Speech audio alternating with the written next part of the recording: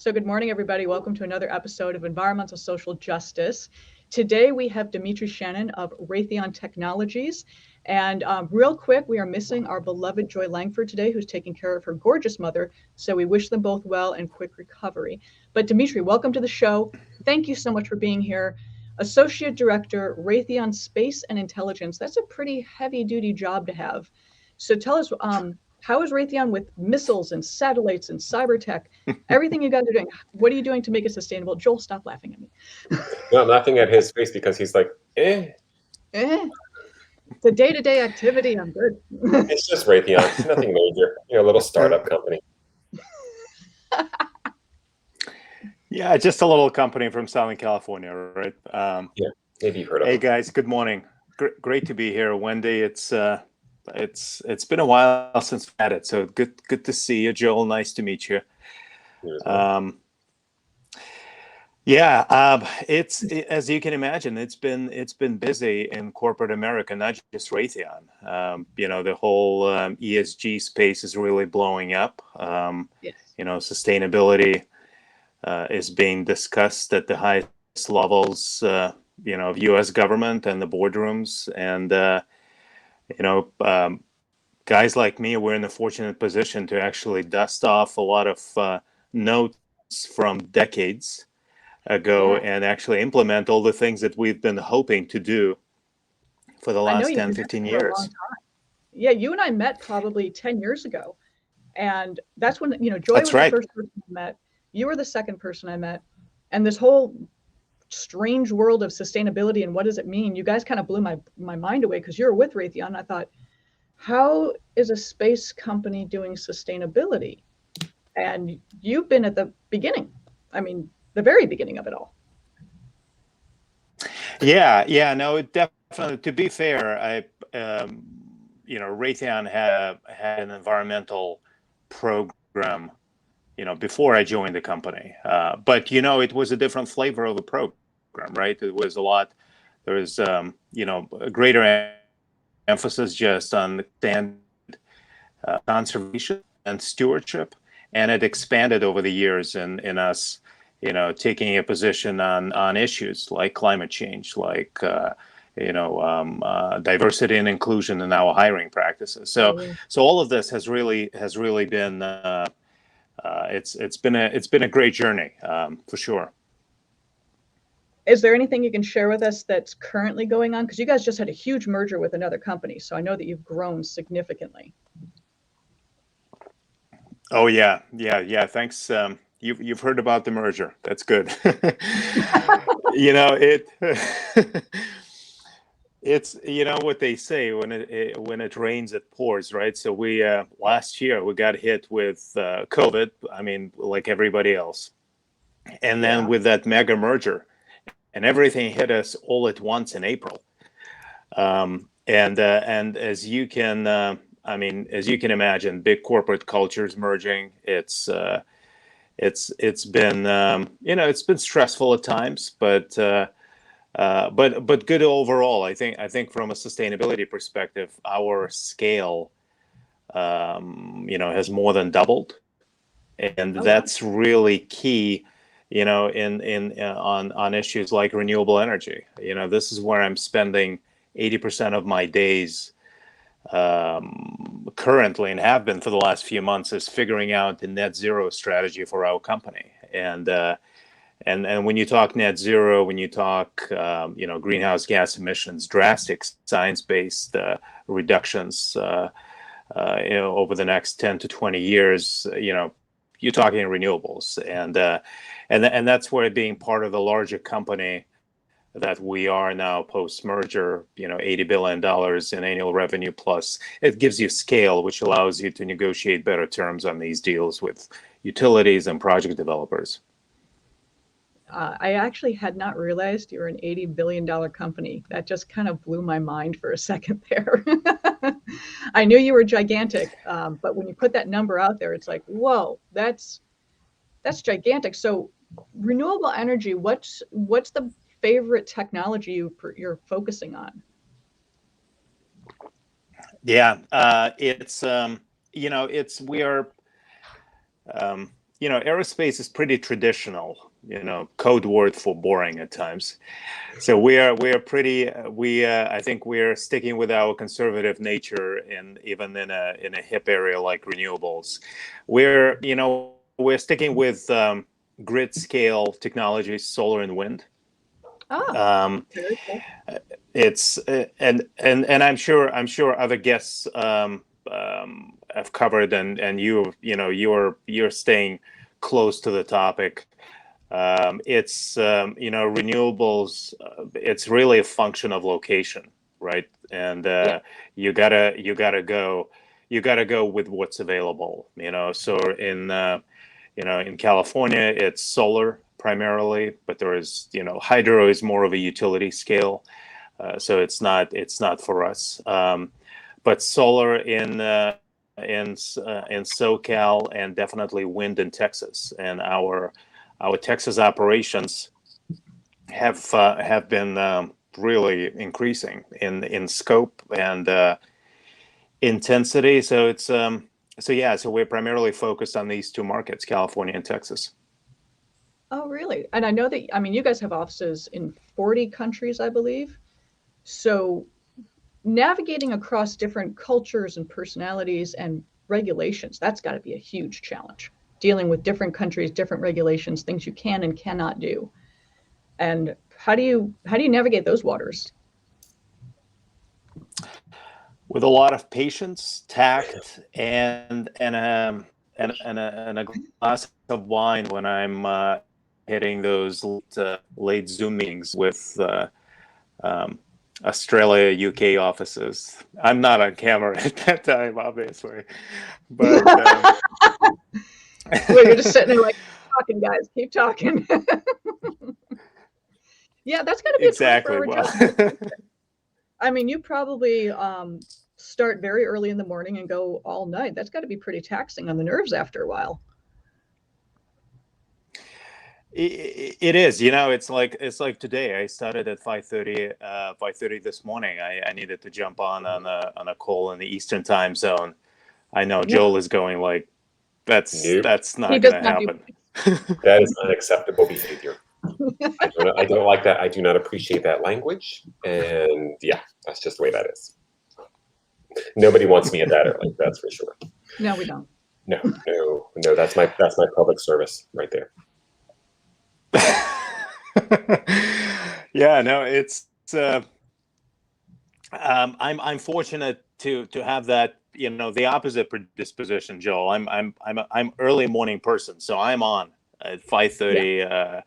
It's I walk the dogs, and I'm ready to go. But it's Wendy, to your point, yeah, it's the days have been long.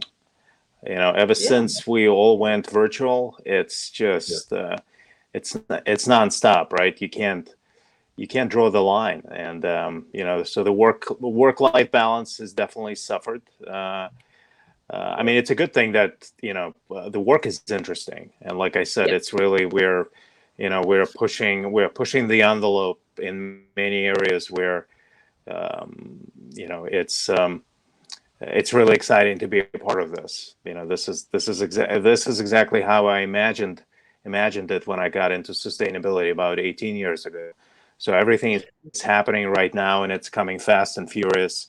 So with that, with that in mind, when you kind of put it in a big picture, you don't mind, putting 14-hour days, but I think everyone's struggling with just mental stress and overload. Yeah. Oh, definitely. So what Yeah. are you're talking about like the exciting projects and the things that you're working on, like give us an example, like what is like the project that you're If sitting you're there. allowed. Yes, you can do it. No, we won't tell anybody. But like, what is some of the things that you're actually working on? You're like, going, okay, I love doing this for 14 hours a day. Yeah, let's see. Okay, so let's start with closer to home. We just as right before COVID started, we launched a very cool project with University of California, Santa Barbara Brent School of Environmental Management, and we we essentially worked with a group of 4 of their graduate students and 2 faculty members to help understand, and assess the climate risk to our facilities in North America. It's I mean, I know maybe it's not as exciting as I'm listening to myself describe it, but for a sustainability geek like me, it's this is it was exciting for couple of primary reasons. The first one, it was the first project of its kind that we've done at Raytheon when we started looking at the climate change from a risk management perspective. And I know, Wendy, you're very the risk part, right? Coming from the insurance industry, it's a big driver there. And at least it's being noticed now. It's been ignored for way too long. Right. What made it also fun was it's the creativity. I think for someone like me who's inside a big corporation, you spend a lot of your mental energy just removing the roadblocks. Yeah. Right, just constantly working through the layers of stakeholders. Right. So whenever you get an opportunity to work with creative people from academia or creative, I've had recent with someone in digital design and ESG communications. It's like a shot of fresh air, right? Because you get to step away from a corporate routine, and you get to grow as an individual. Because I think that's super important. You learn new skills. You get exposed to new perspectives, and that made it really cool. So yeah, and it's the other big part for this. The fun part was the fact that the project was really I think was really helpful to students to get exposure at how these decisions are being made in a corporate world, because they're coming out from school, going to be looking for jobs. I think most of them actually have done extremely well in this job market, so they're all set. But I think it gave them a window into how big corporates kind of analyze these decisions and strategies. And it's always fun to be a part of this process when you get to offer advice along the way, and just be kind of be not just a corporate client, but a little bit of a career coach along the way. So that extra dimension, that human dimension, was a lot of fun too. I also think that one thing that's really cool, because I used to do this at a prior job, is I would work with kids straight out of college. And one thing that I loved is that, and especially no matter what your field is, when you're able to pull yourself, kind of like you were saying, out of your day-to-day routine, because you see things this way. Yeah. All of a sudden, you're getting to have the next generation. Not that I'm trying to talk about anybody's age here, but you see the next generation coming up, and you realize they're approaching things from a completely different perspective sometimes, and you get to reevaluate your stance and be like, okay, maybe we hadn't tried that before, or we did, it didn't work then, but maybe we can do it now based upon the new avenues we've explored. There's a real, it just shows the progress that everybody's aiming for and trying to get to the same solution, I hope, and just make everything better. So I love that you do that with the college kids, and you're really working with Raytheon on that. I think that's fantastic to do. That's all I had to say. No, I think it's absolutely true. I mean, I came from the corporate world, and I can relate to what Dimitri says about creativity. And what I mean by that is I spent my life either in an airplane or in a meeting in a conference room.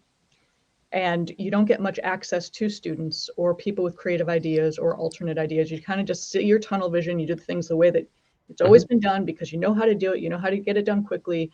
And in your mind, it's as efficient as possible. Pulling myself out of that personally and going to all of these, thank God, everything's online now. There's a wealth of information out there. and new technologies, and the students are coming up with these amazing ideas I would have never thought of, especially in sustainability, now that people are actually paying attention to it. Because Dimitri, I can only assume 18 years ago when you started this, people were like, yeah, the environment, go away. And now people are taking it seriously, which is a really refreshing for me personally.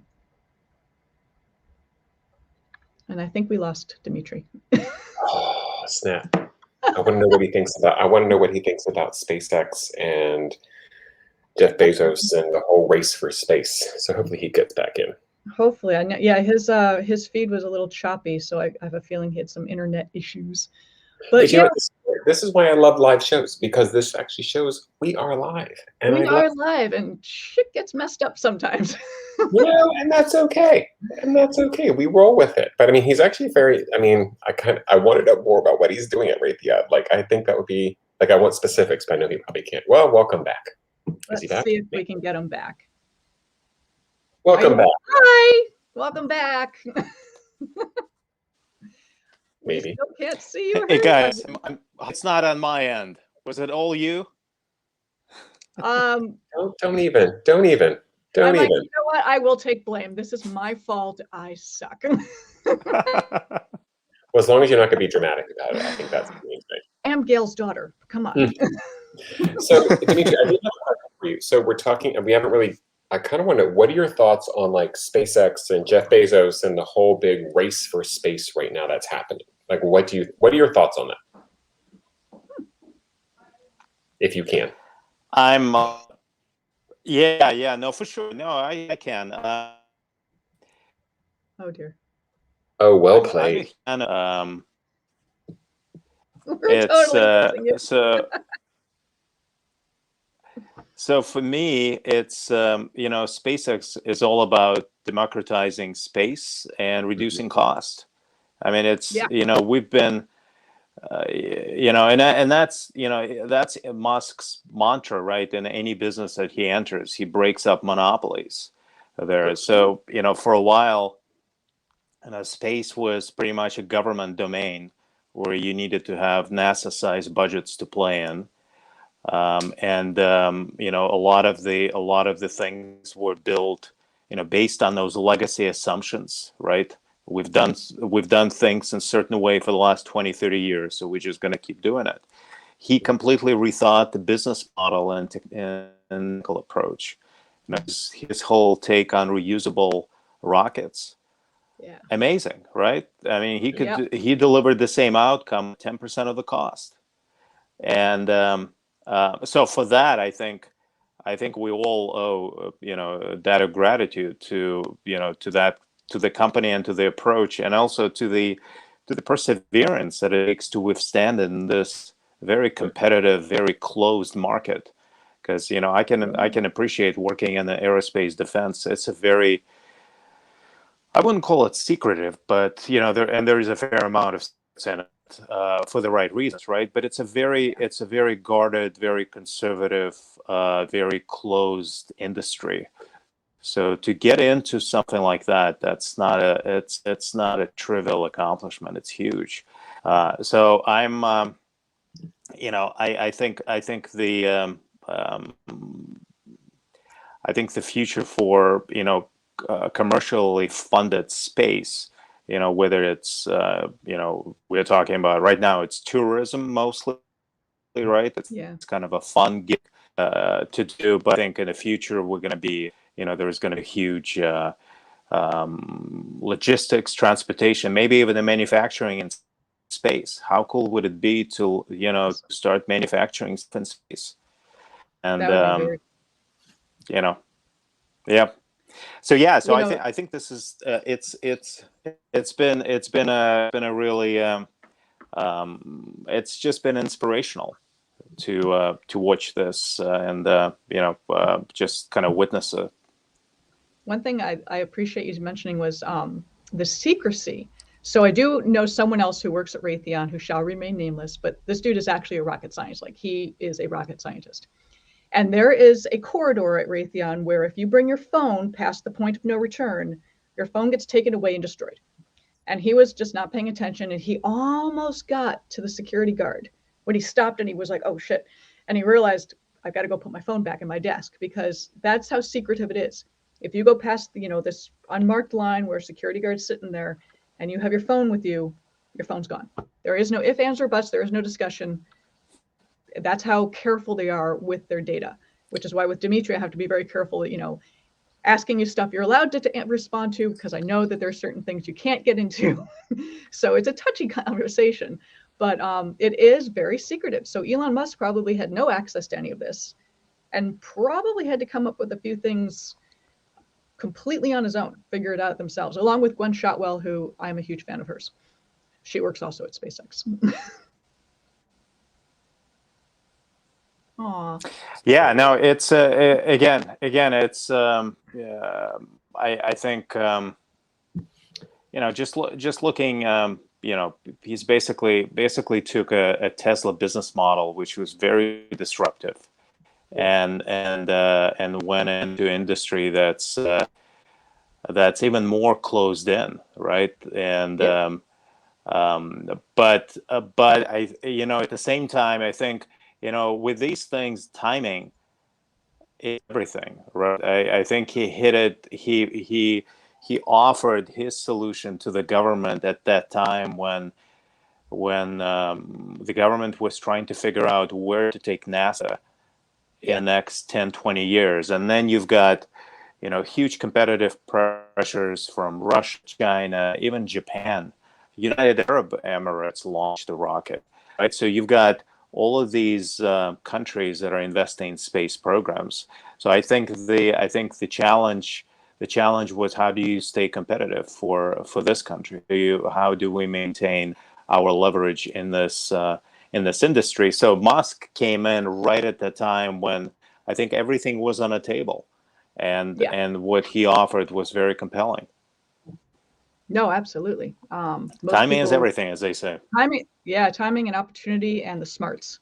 I mean, people can say what they want about Elon Musk. He's a smart guy, a little bit on the wacky side, but he's a smart dude, and he can figure things out that many engineers have tried.